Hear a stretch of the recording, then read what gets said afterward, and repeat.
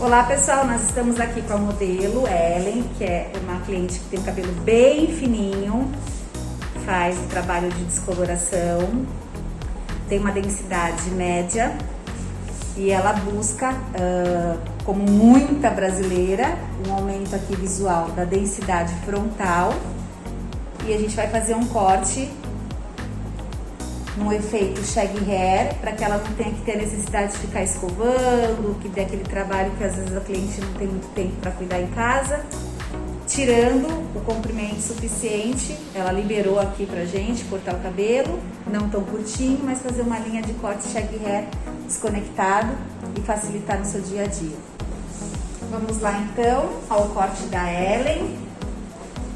Depois de lavado, vamos fazer as desconexões de orelha a orelha, centralizando sempre nariz, posicionando o pente em direção de nariz até o top de nuca. Top de nuca é sinônimo do vértex.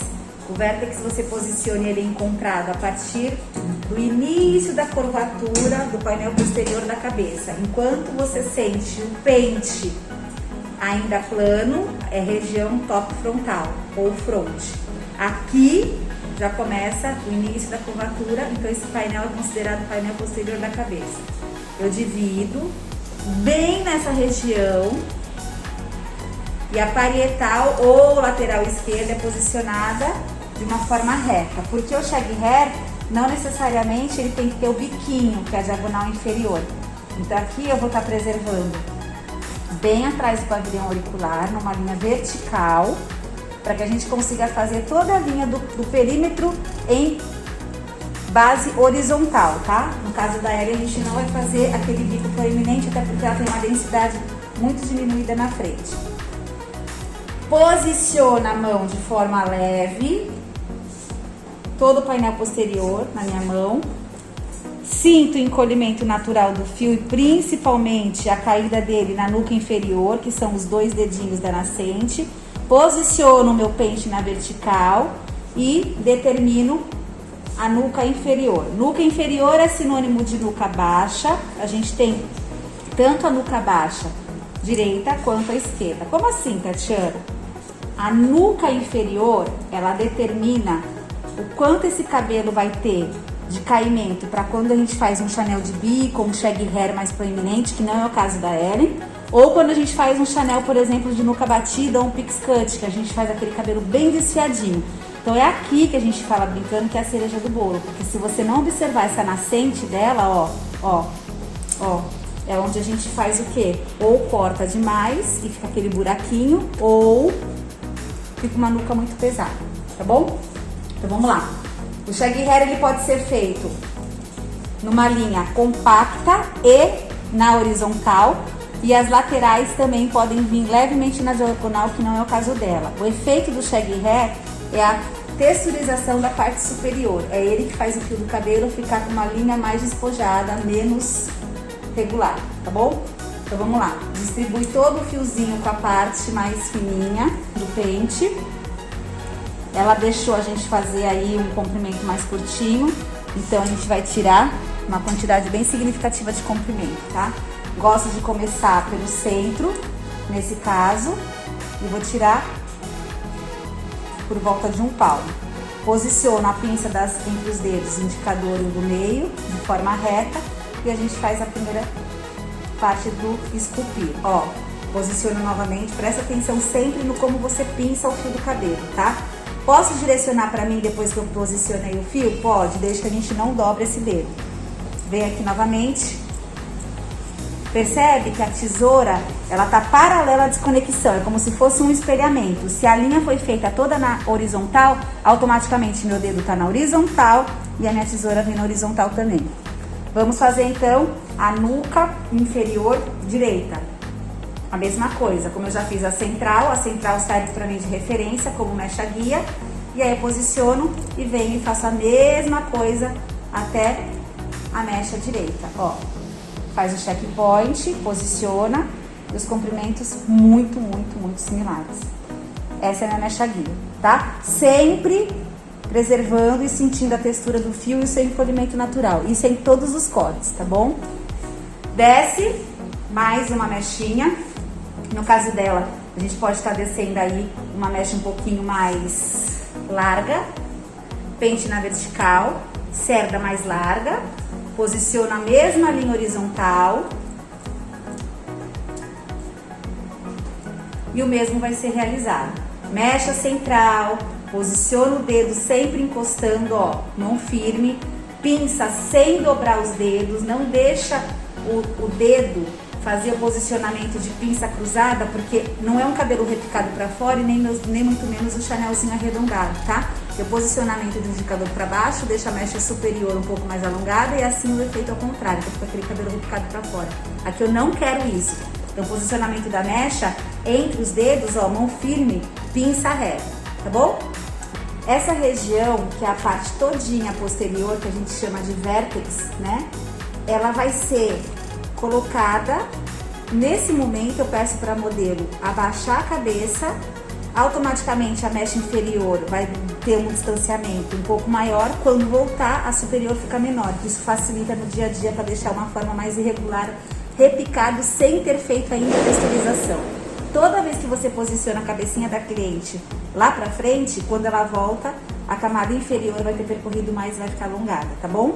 Então vamos na mesma linha, vem, posiciona o pente na linha da cerda mais fininha, pega a mecha guia lá de baixo, posiciona o dedinho de forma horizontal, mão firme nas costas da cliente, não dobra aqui a pinça e corta numa linha horizontal.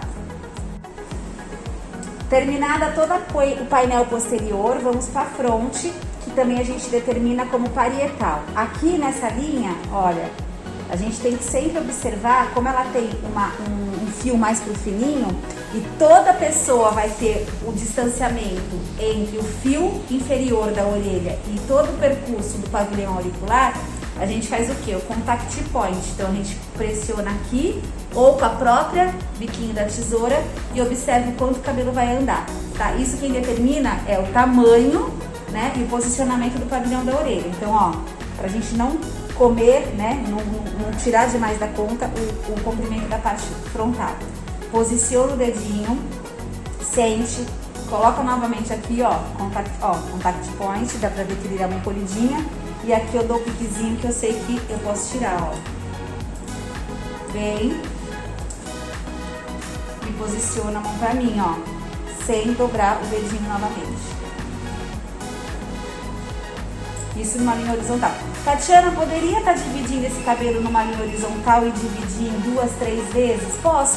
Só que como ela tem uma densidade menor, não tem necessidade de a gente fazer 3, 4 sessões, porque a gente não vai se perder. É uma quantidade muito pequena de cabelo pra gente estar confusa nesse momento. Então, no caso dela, a gente já faz direto, tá bom? Mas se houver necessidade, se o profissional estiver inseguro, ele pode sim dividir essa sessão, esse painel, em 2 ou 3 vezes. Vale lembrar que toda nascente alta de qualquer cliente, no caso da Ellen, ó, é bonitinha, ó, tá? Só que todo mundo tem uma certa penugem, que é os fiozinhos nascendo novos, que a gente sabe que são aqueles mais rebeldezinhos por vezes. Então, você nunca se empolga em já texturizar, replicar, sendo que esse cabelo, além de ter reflexo e luzes, tem encolhimento natural, tá bom? Então, sempre posiciona e a gente observa que ele tá aqui, ó, tá? Sem o biquinho, mais retinho, numa linha que a gente vai começar a texturização. Vamos fazer o mesmo do lado esquerdo. Depois de feito os dois lados, vale, antes da texturização, a gente já pode pensar na franja, tá? Franja, a mesma coisa. Se ela não quer uma franja compacta, ela quer uma franja na diagonal para usar dos dois lados e no dia a dia funcionar, né? Porque tem franja que não é funcional, é bonitinho só para postar e a cliente depois não consegue manter sozinha em casa, que isso pra gente não é viável. Então vem aqui, mais uma vez, 2 dedinhos da nascente da cliente, posiciona numa forma de semicircunferência, onde o final da sobrancelha é a referência, e a gente faz uma leve seçãozinha arredondada. Tá? Essa vai ser a franja, o meu perímetro inicial de franja. Já tinha combinado com ela, ela quer um comprimento onde facilite e consiga percorrer até atrás do pavilhão no dia a dia, quando for treinar, trabalhar, seja funcional, tá? Então vamos lá. Se eu já sei que ele tem que percorrer até atrás do pavilhão, então a gente já determina um pré-cortezinho aqui entre os lábios e o nariz, tá bom? Então venho, a mesma coisa, preservo o encolhimento natural e faço um piquezinho. Essa vai ser minha referência. Venho aqui, posiciono o dedinho na diagonal, corto e o mesmo eu faço aqui. Sempre essa guia é o centro e as demais vão ficar levemente arredondadas. Parte superior, que a gente chama de top frontal. Algumas academias chamam de ângulo elevado a 135, como a gente gosta de não facilitar, então acaba que a gente fala a terminologia mais simples. Eleva o máximo que você conseguir e a mecha, os seus dedinhos vão ser posicionados para o teto. Então o dedo vai estar elevado também para o teto e vai ficar numa diagonal. Essa texturização ela é realizada de trás para frente. Então ela vai ficar tanto a parte frontal, posterior, frontal esquerda e posterior, também com simetria, porém um repicado similar, ó, que seria por enquanto as pontas, tá bom? Depois de ter feito a desconexão na parte superior, a gente vai fazer uma segunda desconexão, como se fosse um menor losango na parte superior, e aqui a gente vai fazer no zigue-zague, tá? Ó, tanto na parte frontal como a parte posterior, e o mesmo vai ser feito na parte posterior direita, esquerda e a fronte esquerda novamente. Então olha que bonitinho, vai ficar um losango pitititico, ó, bem menorzinho do que o outro e automaticamente a textura similar, só que vai ficar uma camada dentro da outra, que é onde começa o efeito bem repicado, sem ter desfiar. Esse é o efeito finalizado, depois de texturizar toda a camada superior, com ele liso, sem usar um modelador de cacho, tá? Dá só uma mexidinha no cabelo. Mais outra.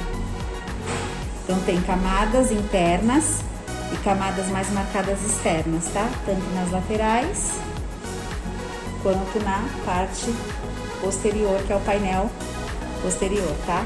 Então, o que eu quero mostrar agora pra vocês? Que esse é o efeito de uma secada livre, que a gente chama, sem o uso de modelador de cachos. E o dia que ela estiver animada, fazendo o modelador de cacho na parte superior, ó, sacode de novo, ela consegue o efeito mais desalinhado, tá bom? Aguardem. Finalizando agora com o modelador de cacho, eu inicio sempre pela parte superior, para a cliente já se visualizar e ela ter aquela sensação de satisfação do término do serviço antes da gente mostrar a parte posterior. Então vem por cima, posiciono sempre ele para baixo e de forma bem larga. Observa que o cacho está bem largo, ó. E deixo sempre essa pontinha mais esticada. E agora eu pego uma parte mais grossa.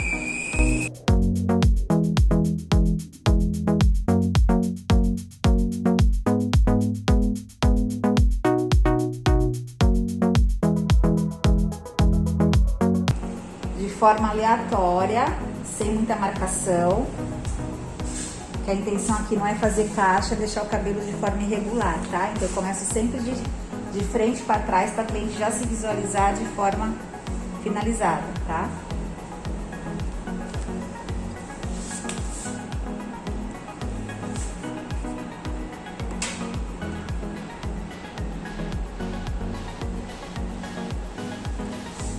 E esse é o efeito com o modelador de cacho.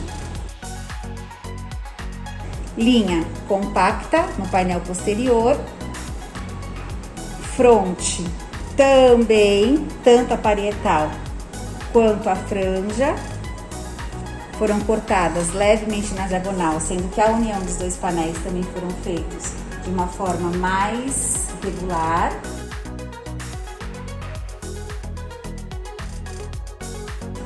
E cabelo finalizado para quem tem uma espessura fina e uma densidade média. Espero que vocês tenham gostado e até o próximo.